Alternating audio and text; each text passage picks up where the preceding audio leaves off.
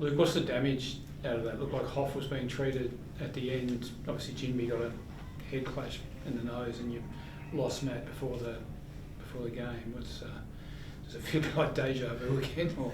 I think Hoffy and Harley towards the end was predominantly just cramp from what I've seen. I haven't been down there, but from what I've been told, those guys just went down with cramp. So the initial stages in that, and obviously we lost Ruben early, so he'll go into the concussion protocols. But we'll keep working our way through this, and I thought there were some good performances across the board from what we saw today. What did you like most? You looked like you scrapped and pressured well up until half time and really controlled damage, if you like, without sort of threatening them too much, but they got hold of you after that.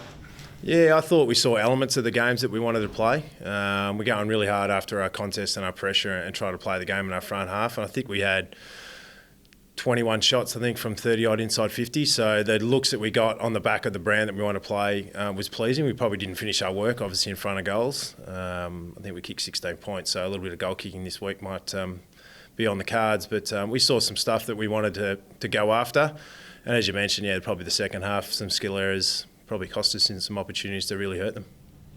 How do you look at trying to, you said you got back to the basics this year and trying to win the contest, but it seems on the spread he's got a little bit hurt, especially from halfback.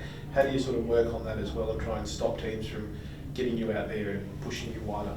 Yeah, I think there was elements tonight, as I mentioned before. They were pretty clean in the contest and got from inside to out pretty well, but I think we had some opportunities missed in that space for us where we could actually hurt them the other way. So we'll continue to keep working on that, and I think with everything, we're trying to get better at everything we can try and do. So we're on a journey to get better at the contest and bring our pressure and then hopefully hurt sides the other way. Did you look like Harley Reid was trading weight with Nathan Fyfe at a lot of those stoppages? Was that a plan for you to send him to Fyfe and learn, I guess, if you like? No, it wasn't a plan set out by us, but what a great opportunity for a young kid to learn from a star of a game. It just probably worked out that way when they got them to the stoppages. But yeah, it would have been some really good learnings from Harley, and he'll take some good learnings away to put into his games going forward. What did you make of this game in general? Yeah, I think he showed some good signs. I like the fact that he's trying to take the game on, and that's what we want to see from him. What we've seen from his junior footy, and the reason why we wanted to bring him into our team is he takes the game on and he expresses himself all the time. So we saw some element of that tonight, and as I mentioned before, there's probably going to be some really good learning for him as well. And the cramp there at the end is like welcome to AFL, I guess. Yeah, pretty much. Defensive coach at the moment now. Callum Jamieson had to go down there considering you've lost Bazo and a few others, McGovern. How did you sort of see how he went, considering he's a ruckman? I know he's done it a few times, but... Yeah, I thought he added another string to his bow tonight. I was really happy with his performance. He competed really well in the contest. He's got a great competitive instinct, hence the reason why we thought we'd give him an opportunity down there. And, I thought he held his own in the opportunities that he was in, and he'll learn some good craft and some good system around it from tonight. Matt Flynn, the fact that it's a hamstring tendon injury, does that tend to mean long-term? Yeah, look, we're not sure at this stage how long it's going to be. We need to get some more information. Obviously, there is some tendon involvement, but yeah, we'll obviously be guided by our medical staff over the coming days to what extent that'll actually be.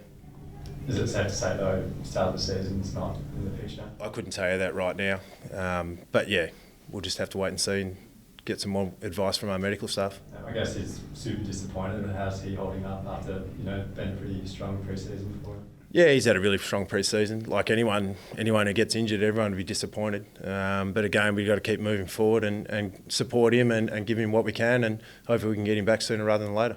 And Elliot Yeo today, what did you make of his performance? Yeah, I thought Yoey did some big, strong bull things like he normally does. Again, another one of our players that's building on his confidence and getting back to playing lots of footy. He hasn't played a great deal over the last couple of years, and he took a step forward tonight.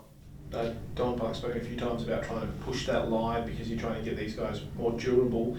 You've lost a few now, though. Do you feel like you have to maybe ease back just before round one, or what's the plan with that? No, I think we'll keep going the way we're going. If you look across the AFL, there's guys or sides that are losing injuries throughout across the board, and we're going to continue to keep training the way we want. We've got to keep pushing the line and keep getting better, like every club's out there doing. So, we're going to keep looking at that and keep looking how do we keep getting better as we aim towards round one. Is McGovern likely to be okay to play next week? Luke, you think? Yeah, as far as I'm aware, you know, he'll obviously get assessed again throughout the week, but yeah, we're trying to push those guys to work towards obviously getting some sort of footy in over the next couple of weeks. So Brockman too? Yeah, I'd say he's going to be similar to those guys. He's just working his way through some stuff, and obviously we'll assess him again, and hopefully, again, we could have a couple of them next week, or at least getting him ready for round one is obviously the main critical thing. What about Darling? What's his progress? Yeah, he's progressing really well, and again, he's looking towards playing some footy for round one, which would be great. What do you make of Marrick and Waterman sort of playing that second and third tall role? And they kind of both had their moments, didn't they? Yeah, they certainly had their moments, which was really pleasing. You know, obviously with Jack working his way through his injury and not playing at the moment, those guys have put their hands up to see what spot they can give and what those two guys do. They're both smart footballers. Jake's a workhorse and works really hard, and obviously Ryan's a really smart footballer, and he probably had some opportunities he would have liked to have had again tonight. But you know, I thought those two guys took some steps forward.